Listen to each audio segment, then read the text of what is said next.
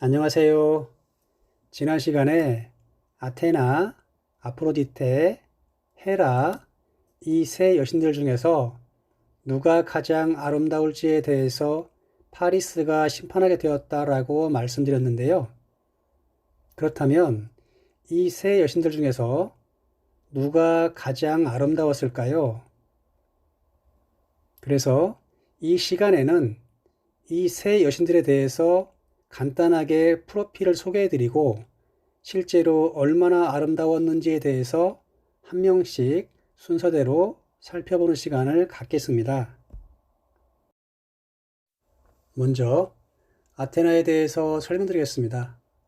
아테나는 제우스의 딸입니다. 제우스의 머리에서 태어났다고 합니다. 그림을 보시면 아테나가 제우스의 머리에서 무장을 한 채로 태어나고 있는 모습이 보입니다. 아테나는 제우스의 딸답게 전쟁의 신이었습니다. 그런데 싸우지 않고 전쟁을 승리로 이끄는 전쟁의 신이었습니다. 포세이돈과의 경쟁에서 이겨서 아테네의 수호신이 되기도 했습니다. 그리고 아테나는 지혜의 신이었습니다. 조각, 직물, 요리 등 다방면에서 많은 지혜를 가지고 있었답니다. 그림을 보시면 아테나가 로도스 섬 사람들에게 조각의 예술에 대해서 가르치고 있는 모습이 보입니다. 이렇게 아테나는 팔방미인이었는데 그것도 모자라서 매우 아름답기까지 했다고 합니다. 그래서 세상은 불공평하다는 말이 있는 것 같습니다. 그리고 아테나는 결혼을 하지 않았다고 합니다. 골드 미스였던 거죠. 그래서 아테나는 청초한 여인의 아름다움을 상징합니다. 참고로 아테나는 로마 신화에서는 미네르바입니다. 다음으로 아프로디테에 대해서 설명드리겠습니다. 아프로디테는 제우스의 딸이라는 이야기도 있지만 바다의 거품에서 탄생하였다는 이야기도 있습니다. 그래서인지 아프로디테라는 이름도 거품에서 나온 여인이라는 뜻이랍니다. 그림을 보시면 아프로디테가 딛고 서 있는 조개 밑에 바다의 거품이 보이네요. 아프로디테는 아름다움을 상징하는 미의 여신입니다. 그래서 아프로디테의 그림이나 조각을 보면 항상 가슴이 보일 듯 말 듯, 엉덩이가 보일 듯 말 듯 하게 표현됩니다. 그리고 아프로디테는 이 세상의 모든 사랑을 주관하는 사랑의 여신이기도 합니다. 그래서 사랑의 여신답게 많은 남자들과 많은 스캔들을 만들었다고 합니다. 그림에서 보시면 테티스와 펠라우스의 결혼식에서 다른 남자와 연애하는 모습이 보입니다. 그래서 아프로디테는 남자의 마음을 사로잡는 관능적인 여자의 아름다움을 상징합니다. 참고로 아프로디테는 로마 신화에서는 비너스입니다.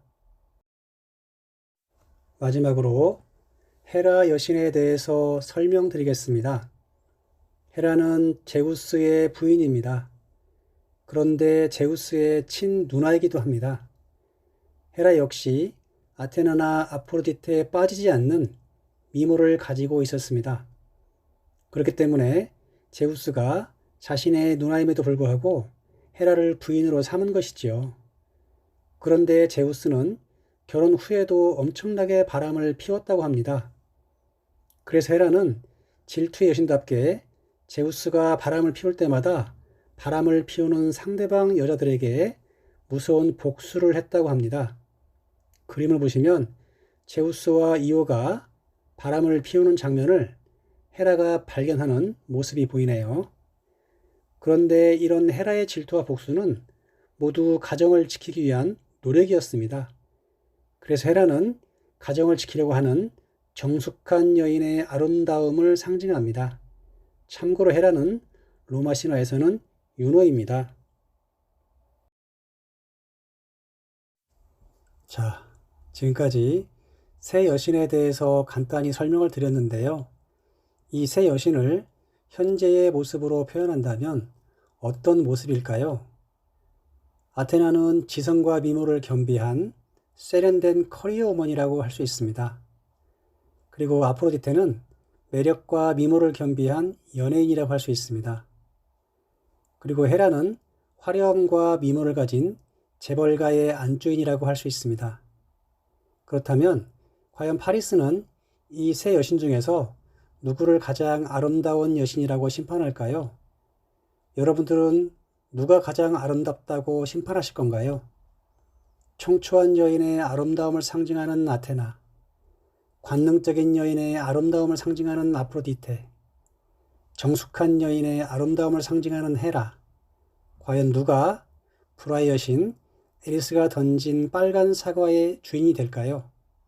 그럼 그 결과는 다음 시간에 계속 이어서 말씀드리겠습니다.